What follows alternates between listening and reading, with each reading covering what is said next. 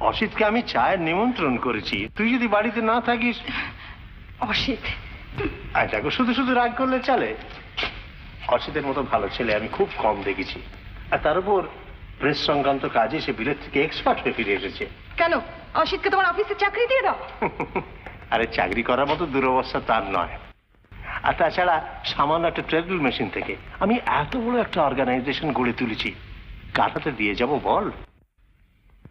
বড় লোকের অপদার্থ ছেলে তোমার এই অর্গানাইজেশনের মর্যাদা বুঝবে না। অসিতকে তুই চিনিস না, একেবারে হীরের টুকরো ছেলে। ভুল করছো বাবা, হীরের টুকরো নয়, পাথরের চাই।